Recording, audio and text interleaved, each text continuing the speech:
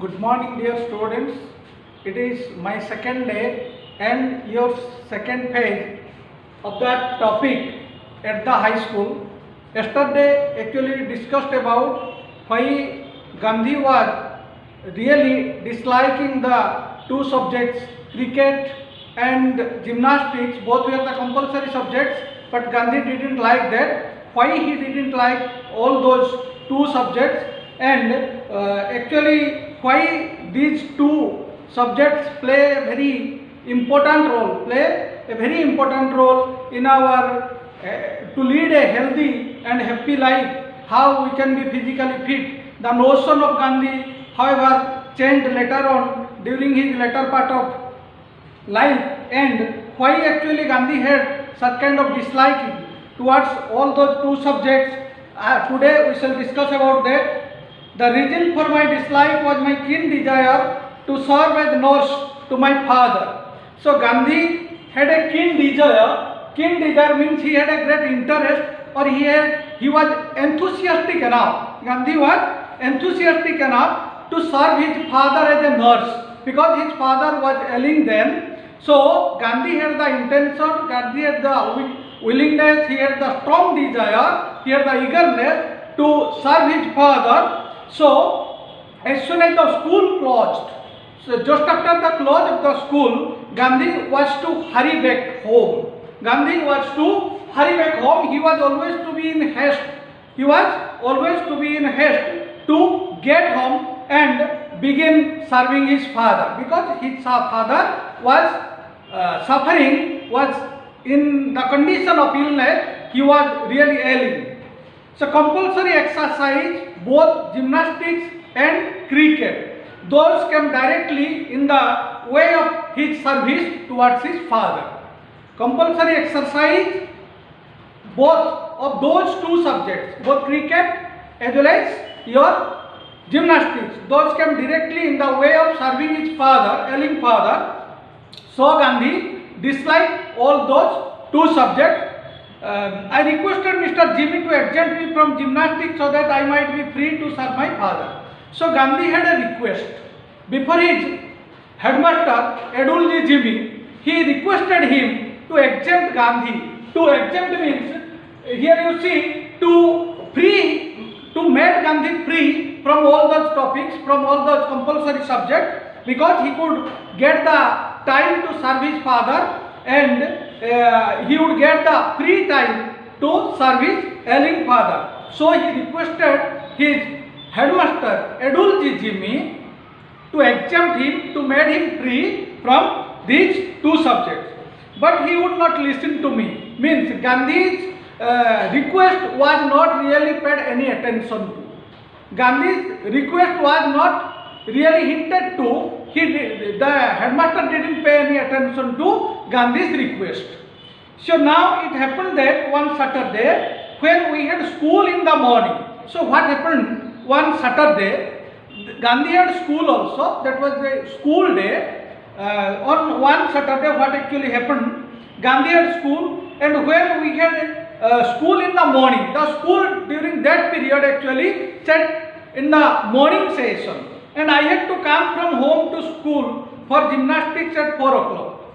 So on Saturday actually, as the school sits during the morning session, so the gymnastic class was to be held during the afternoon session. So Gandhi had to complete his school task, school course, school hour. Again, for the second time he had to come to school to attend that gymnastic class, or that attending gymnastic class. He had to come there to school during the afternoon session. But I had no watch, and the cloud deceived me. Unfortunately, on that Saturday actually, Gandhi didn't have any watch with him. So he could not know the exact time of the commencement of gymnastic class at school. So that he had no watch with him. As well, the weather was also cloudy on that particular day. So that cloudy weather and without having a watch with him, that two factors actually Gandhi was really deceived. He was really deceived. Gandhi was really cheated by these two factors. So he could not know the exact time, what time he had to arrive at school for attending gymnastic class. So Gandhiji could not reach in time. I had no watch and the cloud deceived me. Before I reached the school, the boys had all left. When Gandhi reached school, the gymnastic class was all over. No gymnastic class was there. All the boys attended gymnastic class as well as left the school also. The next day Mr. Jimmy examining the roll. So on the very next day, when Mr. Jimmy, the headmaster, examining the roll of the students, found that Gandhi was really marked absent. Gandhi didn't attend the class, he came to know. Being asked for the reason of absence, when Gandhi was asked, Gandhi was called for the reason why he got absent yesterday in gymnastic class. Actually, Gandhi told all the truth before the headmaster. But what actually happened to him, he told all about the truth. That the cloud deceived me, I could not know the exact time, I didn't have any watch with me, so I could not know the time, so I could not also arrive in time at school for attending the gymnastic class. So, but all his clarification, he wanted to convince the headmaster to his utmost, but the headmaster was not really convinced. He didn't accept Gandhi's clarification. He refused to believe me. So the headmaster didn't believe Gandhi. The clarification that Gandhi put forth before the headmaster, that was not convincing, and the headmaster was also not convinced by the explanation of Gandhi being absent on that particular Saturday in gymnastic class. So he refused to believe me and ordered me to pay a fine of 1 or 2 annas. As a result of which, as it was not convincing, the headmaster could not believe Gandhi's clarification, Gandhi's words. So he fined Gandhi. By what amount? Actually, Gandhi was fined for 1 or 2 annas. Do you know, students, what is an anna? Anna, it is 6.25 pice. Previously, in our ancient days, actually, we had the 25 pice, charana, athona, like these two. Charana means 6.25 pice constitutes an anna. So Gandhi was really fined with 1 or 2 annas. I was convicted of lying. At last, what happened to Gandhi? He was convicted. Gandhi was really convicted. He was found guilty in doing something that the headmaster really conceived the idea that Gandhi was perhaps lying. He was telling the lies. So that deeply pained me. As the headmaster got the idea, got the concept that Gandhi was really lying him, Gandhi was telling a lie. So that particular thing, actually Gandhi was not lying. He told all the truth before the headmaster. But when the headmaster got the idea, got the concept coined in him that Gandhi was really lying, so that knowing his innocence actually, without any involvement of lying, Gandhi really got a lot of pain. That really pained Gandhi a lot. Gandhi got a lot of pain. He was absolutely pained. How was I to prove my innocence? So Gandhi had nothing to do with that. How could he prove his innocence? He went on searching. How could I actually prove my innocence, that I was really innocent on that particular day?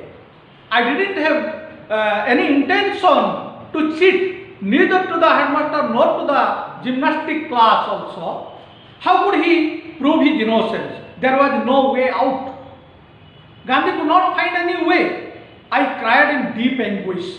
So Gandhi, as it pained him a lot, he cried in deep anguish. He had an absolute mental suffering on that particular day. because of being convicted of lying. मिछ कहउचंती बोली जो कथाटा ताको ऊपर गुटे guilty ताको ऊपर जो संदेहात्मक जिनिसटा आसीला that actually pained Gandhi a lot. So he was really suffered from a deep mental anguish, deep mental torture, deep mental, that means mental suffering Gandhi had to feel. I saw that a man of truth must also be a man of care. So on that particular day, Gandhi coined another notion in him, another concept in him, what kind of man one should be. If you are absolutely careful about your own work, if at all you are absolutely careful about your own work, then I saw that a man of truth, if you are telling the truth on that particular time, then you are also to be a man of carefulness. A man of truth must also be a man of care. So you have to be absolutely careful. So Gandhi had that kind of notion on that particular day. I had the faint recollection there. This was the first time and last instance of my carelessness in school. So for the first time Gandhi did so. Gandhi coined that kind of idea. And being absent at school without attending gymnastic class and being convicted of lying without being lied, Gandhi, what he did actually for the first time, and this was for the last evidence, last instance, last example of being carelessness at school. I had a faint recollection that he had a very shady recollection. That means it was not really very clearly defined or understood. He had a shadowy recollection. That means झपसा आमे जोटा कहू ताको मने पड़ू था. I had a faint recollection that I finally succeeded in getting the fine remitted. Finally, what happened? Gandhi was really Gandhi got the fine remitted. He didn't have to pay the fine. So Gandhi, imposition of fine on Gandhi, he was all completely refrained. That was cancelled. He could not have to pay the fine of 1 or 2 annas. The exemption from exercise was of course obtained as my father wrote himself to the headmaster. Actually, Gandhi wanted to get out of that gymnastic and cricket, so he was not exempted there then by the headmaster. But when Gandhi's father came to know about all these things, so he wrote a letter to addressing the headmaster that to exempt Gandhi, that to make Gandhi free from attending the gymnastic as well as the cricket, and that was obtained at last really. That was secured, that was found in case of Gandhi, when his father only wrote a letter addressing the headmaster saying that he wanted, means Gandhi's father wanted Gandhi just after the close of the school because his illness. Because of his illness, as he was in the state of illness there then, so he wanted the help of Gandhi. And Gandhi had to nurse him, Gandhi had to serve him after the school. So the father wrote a letter addressing the headmaster Adulji Jimi to exempt Gandhi from the exercise of gymnastics and cricket so that he would be able to serve his father as a nurse just after the close of the school. But though I was known the hours for having neglected exercise, known the hours not to be harmed or affected, I was known the hours for having neglected exercise. Gandhi actually didn't want to neglect exercise, but he was not harmed also, but I am still paying the penalty of another neglect. But Gandhi had another neglect with him, so that he had to pay the penalty, loss. Something he actually lost in his life, that he wants to reflect on that.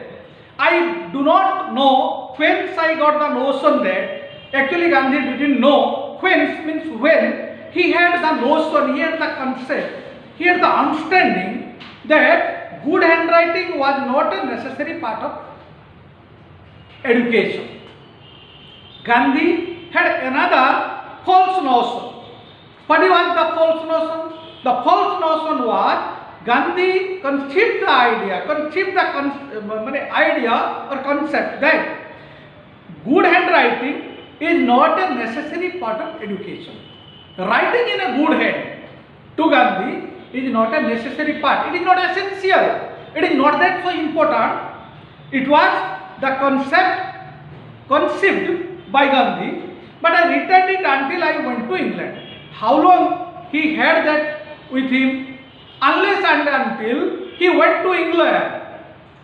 Means after his going to England, he actually left that idea. And unless and until he arrived, he went to England, he retained that. He had with him that good handwriting is not a necessary part of education.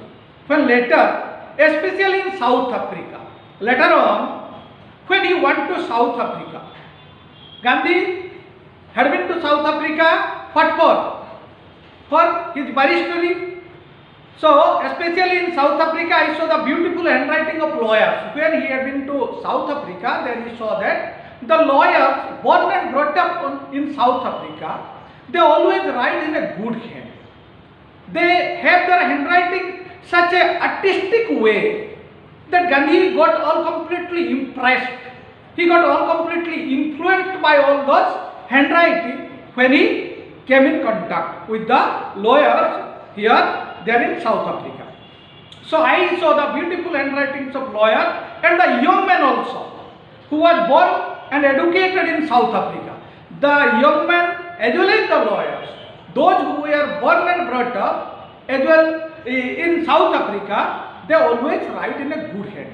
And that good handwriting impressed Gandhi. That had a great influence in Gandhi. So I was ashamed of myself and repented of my neglect. So Gandhi felt ashamed, he felt guilty that I actually did something wrong. Without having any concentration on good handwriting. That was my fault. I did commit a blunder at that time. I committed something wrong in that respect. Gandhi felt so. So I was ashamed of myself. He felt very ashamed. Ashamed of means the feeling of guilty. Gandhi felt himself guilty. Yeah, I did something wrong. And I was ashamed of myself and repented of my neglect. Actually, he had to repent also for that. Anusocana koriba, purpo katha ko mane kariki anusocana koriba for your wrongs. The wrong or the evil thing that you have done, if at all you understand that and realize yourself, then Gandhi also had that kind of repentance with him. I saw that bad handwriting should be regarded as a sign of an imperfect education. On that particular occasion actually, Gandhi coined another notion in him. He conceived another notion. What is that? That bad handwriting should be regarded as a sign. It is an advice to all the young as well as the students, those who are at school. Bad handwriting is a sign, it is a symbol of, what is that? Bad handwriting is regarded as a sign of imperfect education. If you are not writing in an artistic way, if you are not writing in a good hand, in a legible as well as an artistic way, then it is your imperfect education. That means you are being educated imperfectly, not properly you are educated. This was the kind of notion came to Gandhi. I tried later to improve mine, but it was too late. So later in his life, Gandhi tried his best. Gandhi repented of his neglect and again he tried to make it somewhat update, but he could not do that. Because kothare achi jaha no hoibo bale kale taha no hoibo pachila bale. The case of Gandhi was also like that. So I tried later to improve mine. Gandhi had tried his best but he could not actually found that in him. He could not come successful in doing that.